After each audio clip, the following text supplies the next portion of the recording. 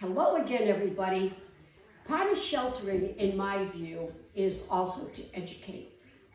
Educating the public on certain things animals can have is very, very important.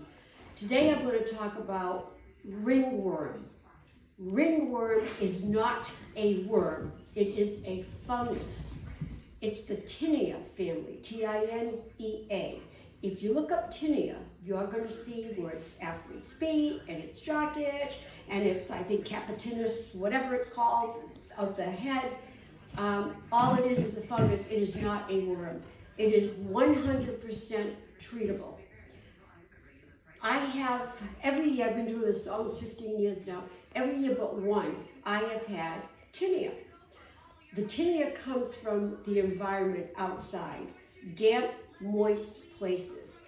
It's found in gyms, it's found in spas, it's found on the wrestlers' mats in school, it's found in there, that's why they disinfect the mats every time. It's found in shower stalls. It is everywhere, it's environmental. Your cat will never die from having tinea. Tinea makes like a spot on the cat's head, and it will multiply on the body. It goes into the follicle with the hair, so there's really not much you can do about it. We do use a black light when the cats come in, but this is only 50%. It will glow like a limeish green. That is usually a sign that it could be tinea, but there's also other skin ailments that it could be. Some people send out a PCR test, which I do not. I treat them right from the beginning just as though they had tinea. Because you have to wait 10 days for the test to come back. And meantime, you should be treating your animals.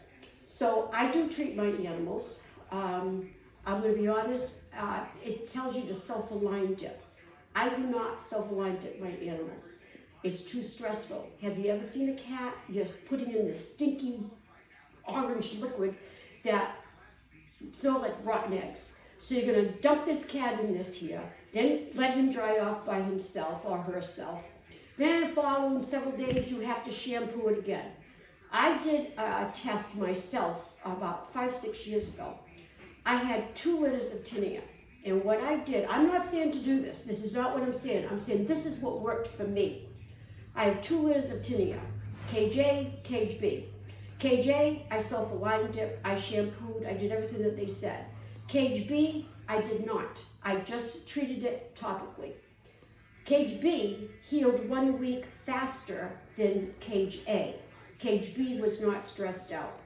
Well, the reason why I'm getting into all this is because so many people think they have to burn their house down, they have to throw out all their furniture, throw out all their rugs. That is not true. Lysol can be your friend. Just do not spray it on your animals. Never spray Lysol around your animals. If your animals happen to come down with tinea, put them in a separate room. Go in there, just wear a shirt when you take care of your animals. Wash your hands. The key is wash, wash, wash. Every time you touch an animal, every time, be it from one cage to the other, wash your hands at least elbow to down. That's why my hands are so dried out, but it's okay. You gotta wash. Change that shirt. Don't let that shirt hang around your house. Tinea is a spore. It's like, my husband and I call it, he gave it this name and I love it, the invisible monster. It's there but you can't see it. Usually tinea will take between 1 to 4 weeks before it rears its ugly head. Now we're finding 2 months later, cats are coming down with tinea. These cats have not been subjected to other cats. They have not been outside. They have been kept in a certain area and they're coming down with it. The more damp, moist, warm weather, like today in New England, the more tinea you're going to get. I wake up in the morning and say to my husband, can you hear them? They're all laughing and dancing because this is their weather to just keep blowing up. The only way I can explain what tinea is take a dandelion. When it's ready to blow, you blow on it, and you do that, all the spores just go. That's the tinea virus. It's not a virus, that's the tinea fungus. So don't panic when you have it. I don't. It's inconvenient, yes it is, but do not euthanize your animal for something that is 100% curable. Now I'm talking about this because I went into the spider monkeys. And if you remember, right in the beginning, I said, I think they could have tinea, but then there were no signs. Well, guess what? How long have I had them? Went in there this morning, poof, there it is, it blew up. It comes right out like overnight. So now they have tinea. It's ringworm, okay? But again, remember, I don't call it ringworm because it's not a worm at all. It is the Tinea Fungus, 100% treatable. So what that means is I just treat it and they're happy. They'll never get it back again unless they contract it. You can contract it from another person. You can contract it from children that go to daycares. Daycares were once full of it. You just slap medicine on it, put a Band-Aid on it. It's going to itch for about 3 days, and that's it.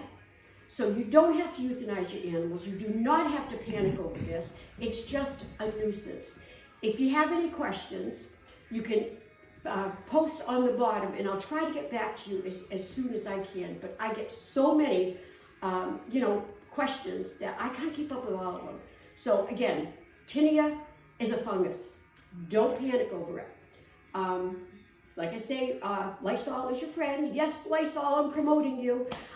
Do not spray it on your animals. Nowhere near your animals. And I guess that's about it. So any other questions, please post them on the page and I'll try to answer them for you. So with that being said, thank you and have a good day.